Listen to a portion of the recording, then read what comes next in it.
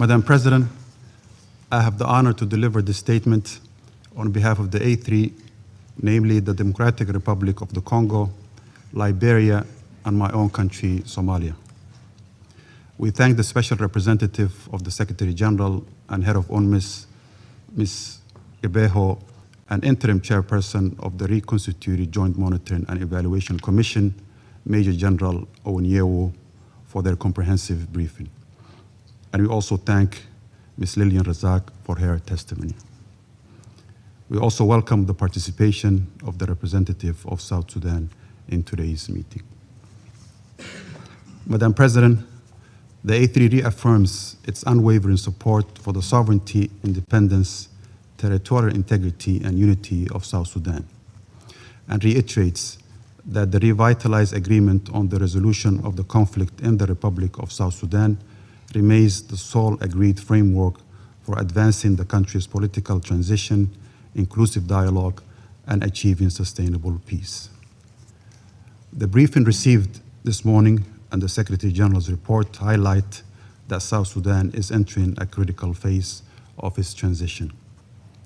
While preparations for the December 22nd of 2026 elections are reportedly progressing, important political, security, and institutional challenges remain.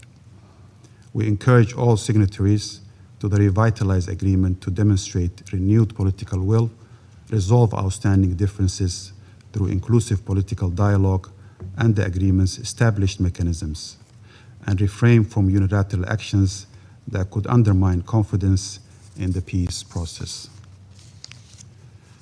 The A3 underscores that credible elections must consolidate peace rather than deepen political divisions. The success of the transition should therefore be measured not solely by the adherence to the electoral timelines, but by the extent to which the process is inclusive, peaceful, transparent, and enjoys broad public confidence. The primary responsibility for implementing the revitalized agreement rests with its signatories. Continued delays in implementing agreed benchmarks risk undermining public confidence and jeopardizing the gains achieved since the signing of the agreement. Madam President, the A3 remains deeply concerned by the continued deterioration of the security situation in several parts of the country. The persistence of armed confrontations, intercommunal violence, and attacks against civilians continue to threaten the implementation of the peace agreement and exacerbate humanitarian needs. We urge all parties to uphold the ceasefire, accelerate the implementation of the transitional security arrangements, including the deployment of the necessary unified forces, and prioritize dialogue over confrontation. Continued insecurity not only threatens civilian protection, but also constrains political participation, humanitarian operations, and preparations for the peaceful elections. The humanitarian situation also remains alarming.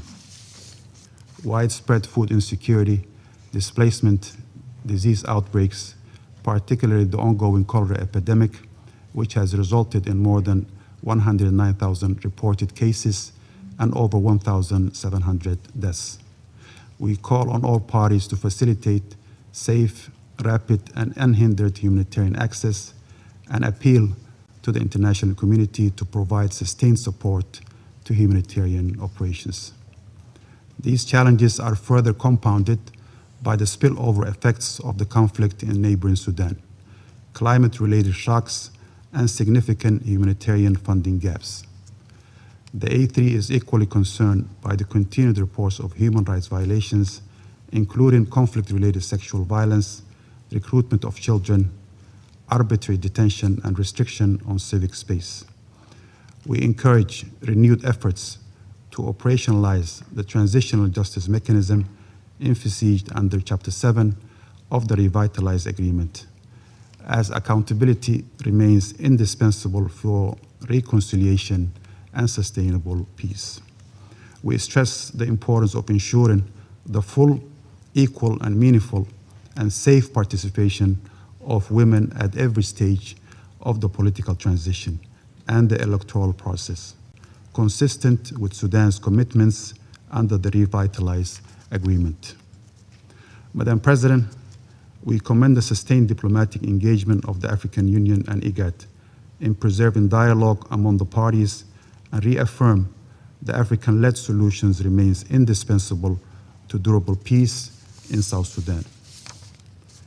The A3 reiterates that UNMISS remains indispensable in implementing its mandate, including protection of civilians, facilitating humanitarian assistance, and supporting the political process.